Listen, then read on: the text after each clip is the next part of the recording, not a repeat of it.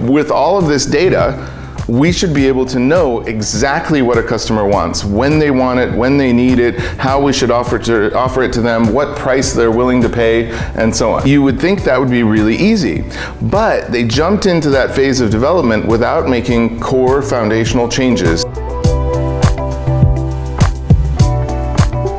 So I'm going to talk with you today about the difficulties and the imperatives of leadership in the digital age.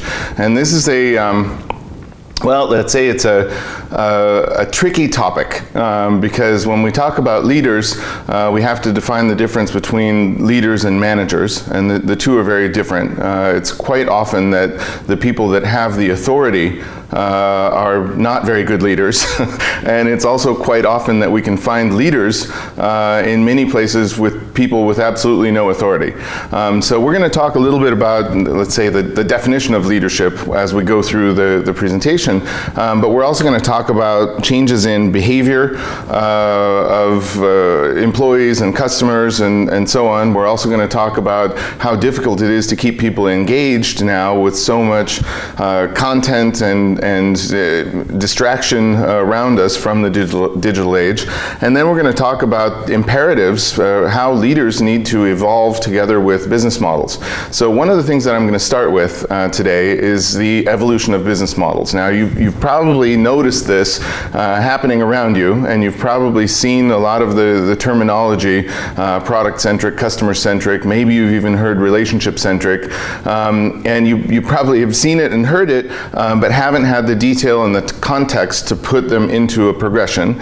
And I get questions all the time from people saying, well, what does it take to be customer-centric? And my answer is always that the difference between saying you're customer-centric and actually being customer-centric from an operational standpoint, the gap between those is like the Grand Canyon. It's just huge. It's very easy to say we're a customer-centric organization because we measure NPS, or we're a customer-centric organization because we have a customer satisfaction index. It's very easy to say that.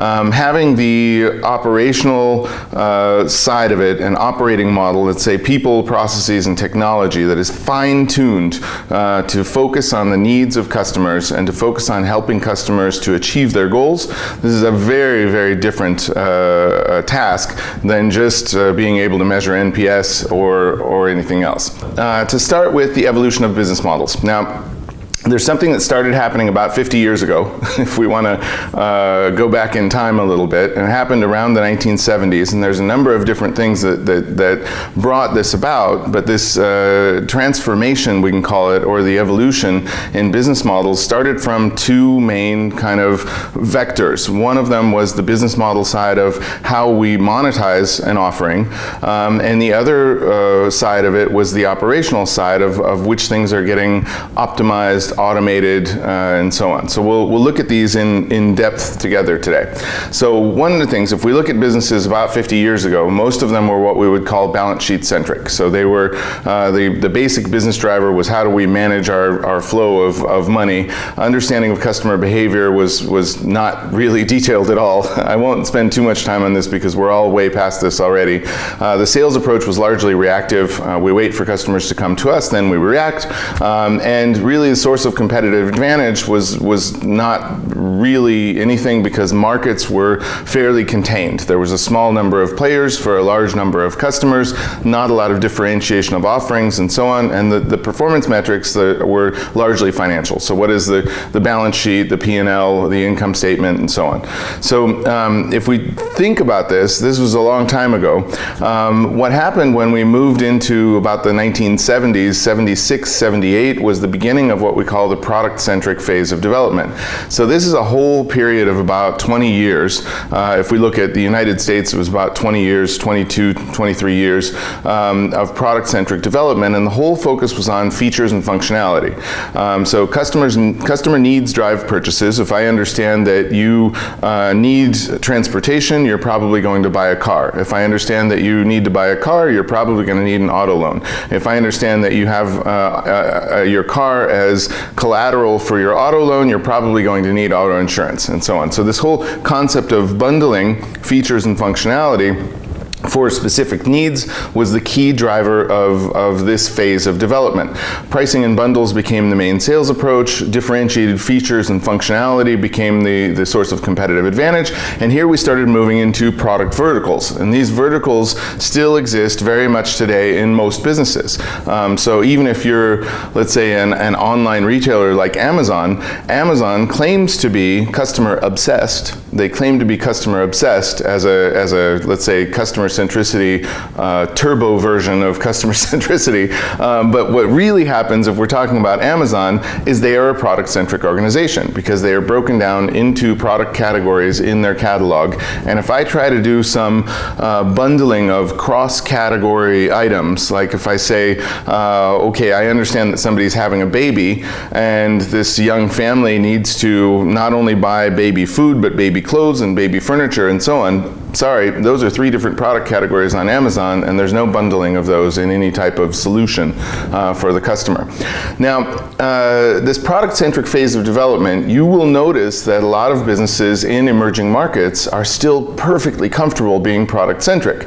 And the reason is it's very easy to be product-centric in underdeveloped markets. So if I'm in a market that is less mature, I can look at other markets that are more mature, copy the offering, tailor it for my market, launch it, and for a period of time I gain some competitive advantage and some price premium.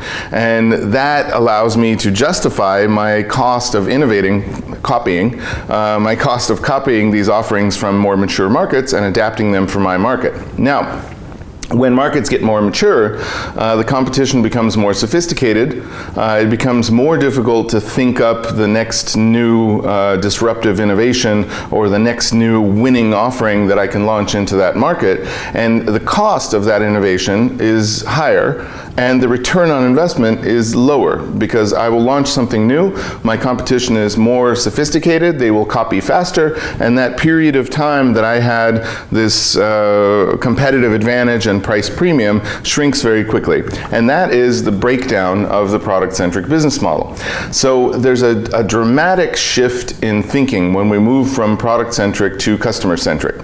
Now here, if I think about a product-centric mindset, I have a product and I need to get this product out to the largest audience possible, and that's my product-centric mindset. Yeah? I've got what I've got, and I want to get it to the largest possible audience and hope that they all buy it. Yeah? Now, a customer-centric mindset is dramatically different because in a customer-centric mindset, I'm going to say, what is it that my customer is trying to achieve, and how can I help him or her to achieve that goal? So this changes dramatically the format of business. Before it was about my product, my pricing, my distribution, my spreading that offering around to the largest audience of people. Now it's about how do I understand the needs of an individual customer and what is their aspiration, what is their goal, and how do I help them to achieve that goal? So this is a very different mindset, and that's why a lot of businesses have a very hard time moving from product centricity to customer centricity. So the next one after customer centricity is no surprise, it's relationship centricity, and we're going to talk about these two quite a bit today because customer centric and relationship centric work hand in hand, first of all, and second of all, one is an extension of the other. So it's very difficult to be relationship centric if I don't understand the foundation of a customer centric business model. And here's a surprise, it's actually very difficult to be customer centric or relationship centric if we haven't had a good phase of development in product centricity. So this is something that doesn't seem logical because in most businesses you would say, okay, I just want to start a new business and be relationship centric. And it turns out that's very difficult without some of the foundational components that you would have in a business that is product-centric or customer-centric. So this also, for new startups that want to launch and be relationship-centric from day one, they still have a lot of work to do to build these foundational layers so that their relationship-centric business works well. So customer-centric I'll talk about for about 2 minutes because it's easy. Really, customer centricity was kind of like a failed phase of development. So if we think about it, everybody said, yeah, customer-centric makes sense, we want to do that. And what happened was, unfortunately, they jumped into trying to be customer-centric, understanding data and CRM and historical behavior of customers, and from that saying, okay, with all of this data, we should be able to know exactly what a customer wants, when they want it, when they need it, how we should offer it to them, what price they're willing to pay, and so on. So if we think about that, that's kind of funny, because you would think that would be really easy. But they jumped into that phase of development without making core foundational changes in their organizational structures, in their management model, in the way that they measure performance in the organization, and that creates a lot of problems, because you could have the most customer-centric front end on the planet, but if they get paid their bonuses based on product-centric performance indicators, then all customer centricity just flew out the window. Because if I know that I need to sell whatever, 16 cell phones, or 25 credit cards, or a mortgage, or 3 cars this month, and my bonus is based on that, then it's almost impossible for me to think about what my customer needs, because I'm thinking about my needs. I need to sell this many X during the month. So the big kind of letdown of customer centricity as a phase of development was that businesses didn't make the foundational changes, and most businesses just didn't understand. It's not that they went out there and said, oh, we don't believe in this, we're not going to change our org structure, but they just didn't understand that that was what they needed, and a lot of the logic wasn't there. So moving from customer-centric to relationship-centric, there's a dramatic change as well, but the two go hand in hand. So relationship-centric is kind of like what customer-centric should have been if it was done well the first time around. But because so many businesses have fallen down with this kind of transformation or the transition into a customer-centric business model, we actually map these as two concrete stages of the evolution of business models that are quite separate. Now, I have a few examples for you. I just wanted to show you right now, if we took the planet as a whole, we kind of are somewhere in this little bubble. If we look at B2C businesses, this is what it looks like. B2B businesses would usually be maybe about a half a square to a full square to the left. If we look at emerging markets, they're going to be a half a square to a full square to the left as well. So the whole task here is really understanding how we move through these phases and understanding where you are and making good logical choices for the next steps in the direction of this evolution. Doesn't have to be radical, doesn't have to be revolutionary. Best to just take the things, understand that I'm right here and my next steps are there. There are going to be challengers, but most of those challengers are going to have the same problems, because they'll realize very quickly that if they try to launch with a relationship-centric business model, they very quickly have to go back and build the foundational components of a good product-centric and a good customer-centric business model. So I could talk about this for days, but I wanted to share some examples with you. So my iPhone is purchased on an iPhone upgrade program. iPhone upgrade program is a component of relationship-centric pricing. And one of the things that we learn from this is that people tend to react very well when there aren't major purchases involved. So I get my iPhone on a subscription. It has a monthly fee. In that monthly fee, my phone is included, obviously, but I also get Apple Care++, which means if I lose my phone or damage my phone or somebody steals my phone, I get a new phone, no questions asked. The other thing that's kind of cool is every year I get a new phone in the mail, and I send my old phone back in the mail. And so I've always got the most fresh version of an iPhone that I can have, and I don't have to think about the purchase every year. So what Apple did with this was they very, in a very smooth way, they doubled the cyclical purchasing patterns of their customers. So before they did this, iPhone purchases iPhones were purchased on average every 2 years. So the average, of course, some people buy every year, some people buy every 5 years, but the average was every 2 years. So by doing an iPhone upgrade program, they now doubled the cyclical purchasing patterns. So now people get a new phone every year. Now, because Apple, the largest influence on their share price is the iPhone, it's natural that they would do this first, because it has the biggest impact on their market value. If we look at some other examples here, Cadillac said, well, okay, let's look at a different model where people don't have ownership of a vehicle, but we create a car park and use a corporate lending facility to pay for all of those vehicles in the car park, and we'll sell people membership to the car park. So they have, this first one was in New York. They have a huge car park with hundreds of vehicles, and people pay $1,500 a month as a membership fee. Everything's included, the insurance, the servicing, and so on.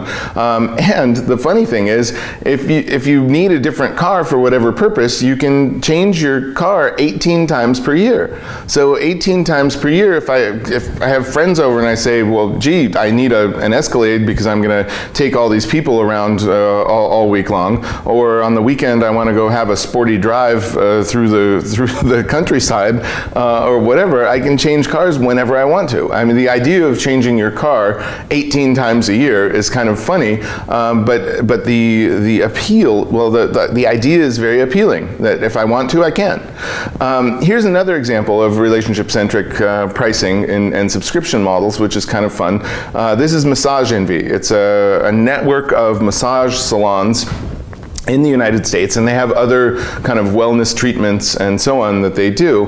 But basically you pay a membership fee and you have one wellness session included each month, and it could be a massage or a facial or stretching or something else.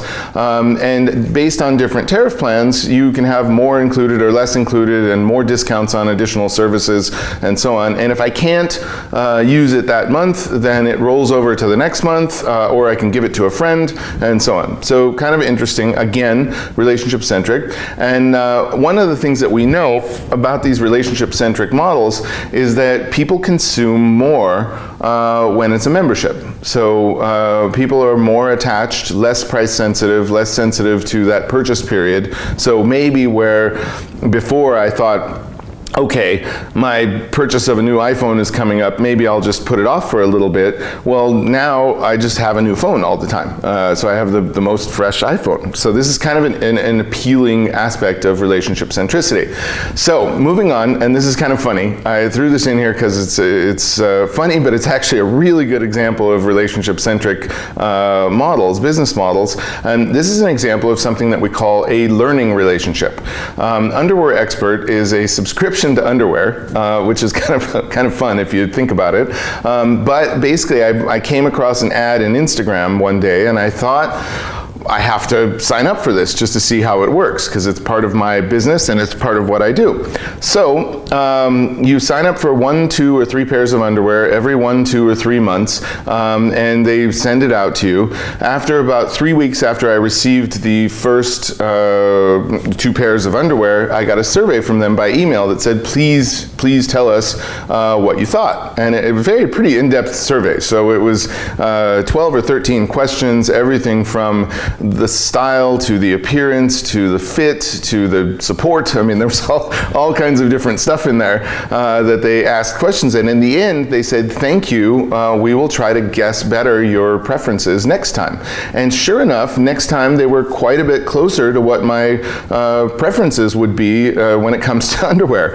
And then the interesting thing here, so that's what we call a learning relationship. The more information they get from the customer, the more they have some type of dialogue, the easier it is for them to better customize or better choose the offerings for that customer. And the more they know me, the less likely I am to go to some other business where they don't know me as well, because they won't be able to guess the same way that this company does because they know me. So this creates a cycle where the relationship becomes a little bit stronger. And another aspect of relationship centricity that's kind of fun is that as soon as the relationship is stable, then they find ways to increase the streams of monetization. So in what other ways can we monetize this relationship with the customer? So Underwear Expert, after I think it was either the 3rd or 4th time that I received my subscription underwear from them, I got an email saying, you wouldn't happen to by chance need socks as well. And so now I have a subscription to underwear and a subscription to socks. How did they know? I don't know, but they guessed, and they guessed well. And I'm waiting, so this has been just over a year now, and I'm waiting to to see what the next thing is that they will monetize. Because some of the aspects of relationship centricity are about how do we create a learning relationship, how do we understand when and what to monetize to expand the monetization sources of that relationship.